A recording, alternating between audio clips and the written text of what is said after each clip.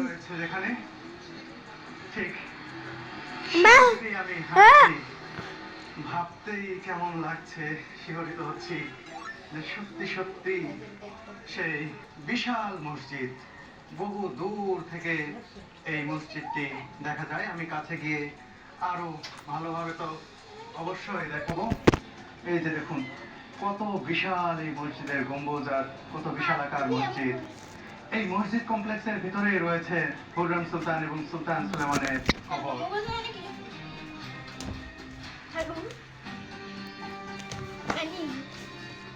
আমরা সুলতান সুলেমান মসজিদের প্রধান গেটের দিকে যাচ্ছি।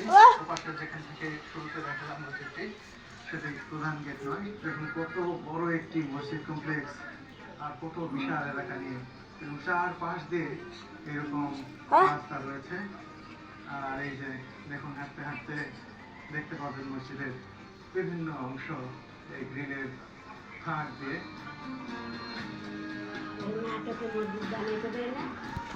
বিভিন্ন ভাবে কিন্তু এই গ্রিলের ফাঁক দিয়ে মসজিদ দেখতে অনেক ভালো লাগছে।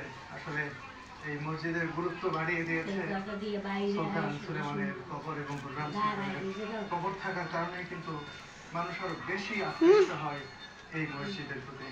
এই যে বন্ধুরা, এটি হচ্ছে সুলতান সুলেমান মসজিদের সম্ভবত এটি প্রধান গেট। আমি যেভাবে নির্দেশনা পেয়েছি, যেভাবে আমাকে দেখিয়ে দেওয়া হয়েছে, দেখুন এটা হচ্ছে সুলতান সুলেমানের মসজিদের গেট। এই মসজিদের ভিতরেই শায়িত রয়েছেন সুলতান সুলেমান, হুররাম সুলতান। দেখুন কি বিরাট একটি স্থাপনা, আর মসজিদের প্রবেশ পথে কি সুন্দর নান্দনিকতা, দারুণ লাগছে এই জায়গাটিতে এসে।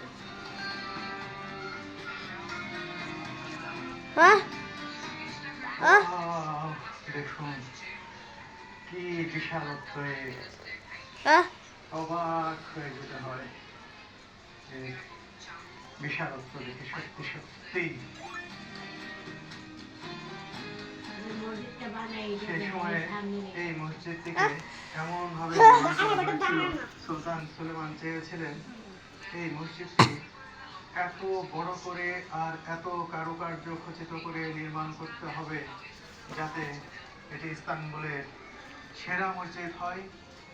তিনি চেয়েছিলেন যাতে বিশ্বের মধ্যে অন্যতম নান্দনিক সৌন্দর্য মণ্ডিত একটি মসজিদ হয় এটি। আর সেভাবেই কিন্তু এর যে নির্মাতা, যিনি নকশা প্রণয়ন করেছিলেন, সিনান, সেই স্থপতির নাম, তাকে সেই সময় তিনি নির্দেশনা দিয়েছিলেন। সিনান ছিলেন সেই সময়কার সবচেয়ে জ্ঞানী একজন স্থাপত্যবিদ।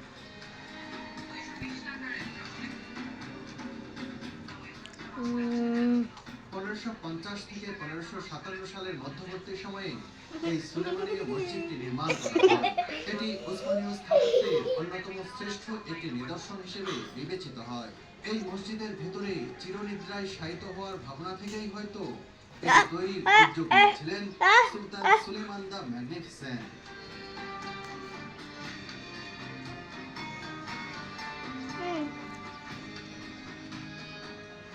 মসজিদটি উসমানীয় সাম্রাজ্যের শৌর্য বীর্যের প্রতীক হিসেবেই নির্মাণ করা হয়।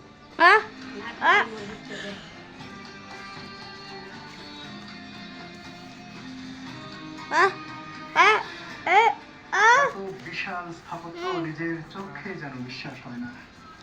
দেখুন কি দারুণ এই স্থাপত্য কর্ম, কত বিশাল আর কি সুন্দর। এই যে দেখুন মসজিদ কমপ্লেক্সের ধীরে ধীরে একেবারে ভিতরে চলে আসছি। আর এখানে দেখুন সুপরিসর একটি আঙিনার মতো রয়েছে। একবার মূল মসজিদে ঢুকতে হবে ওই যে সামনে, এইখানে একটি ছোট্ট ঘরের মতো দেখতে পাচ্ছি এই আঙিনার মধ্যে। জানি না যে এটি কি, ঠিক এই সোজা এই ঘরটি পার হলেই সামনে দেখতে পাচ্ছেন আমাদের জায়গা, মসজিদের একেবারে অভ্যন্তর। আমরা সেদিকে যাব, তার আগে এই ছোট্ট ঘর কি এটা একটু দেখতে চাই। যত দূর জানতে পারলাম, খুব সম্ভবত এটি একটি জলের ফোয়ারা। এখান থেকে মুসল্লিরা সুপেয় জল পেতেন সেই সময়। নির্দিষ্ট করে এটি সম্পর্কে এখানে কোনো কিছু লেখাও নেই।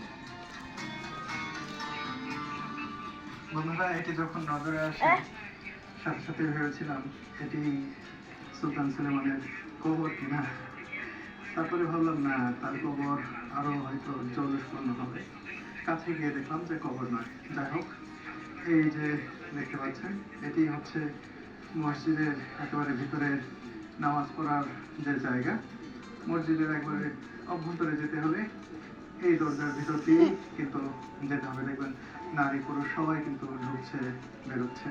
চলুন, এই বাইরে একটি দরজা দেখছি, এই পাশে কি আছে অল্প একটু দেখনি, তারপরে মসজিদের ভিতরে ঢুকবো এবং ঢোকার পরেই কিন্তু চলে যাবো যে সুলতান সুলেমানের কবর যেখানে রয়েছে, হুররাম সুলতানের কবর যেখানে রয়েছে, সেখানে যাবো। আসলে আমি জানি না যে কোন জায়গায় রয়েছে, এটি আমাকে খুঁজে দেখতে হবে।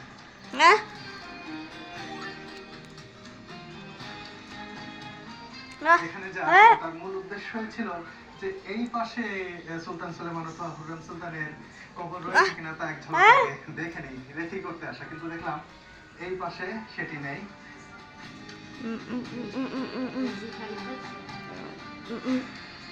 কিছুক্ষণ আগে আজান হয়েছে, পুজো করার জায়গা রয়েছে। দেখুন, সেই সময়ের অনেক প্রাচীন কি সুন্দর কাঠের টুলের মতো দেয়া রয়েছে এবং অনেকগুলো পিতলের কল রয়েছে। যারা নামাজ পড়বেন, এই যে তিনি ওযু করলেন, ওযু করে এখন মসজিদে প্রবেশ করছেন। এখানে জামাতে অংশগ্রহণ করবেন। ওই যে আরেকজন ভাই, তিনি ওযু করবেন। একসাথে অনেক মানুষ এখানে ওযু করতে পারবেন, সেই ব্যবস্থা এখানে রাখা হয়েছে।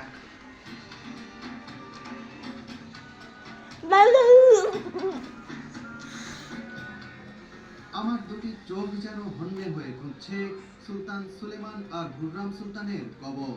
ইংরেজি জানা কোনো গাইডের দেখা পাচ্ছি না এই মুহূর্তে এখানে।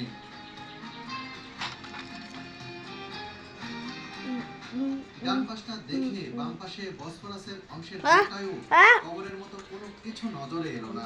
আসলে তাদের কবর খুঁজতে খুঁজতে বিখ্যাত এই মসজিদটিও দেখা হয়ে যাচ্ছে আমার।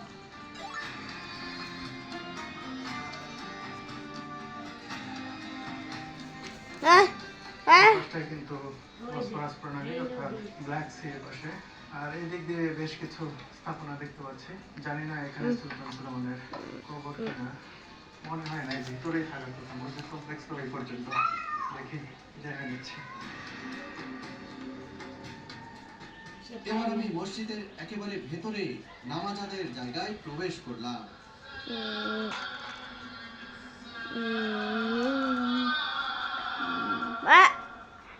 মসজিদের অভ্যন্তরভাগ একটি বিরাট উন্মুক্ত জায়গা। এই উন্মুক্ত চত্বরে মুসল্লিরা একত্রে নামাজ পড়তে পারেন।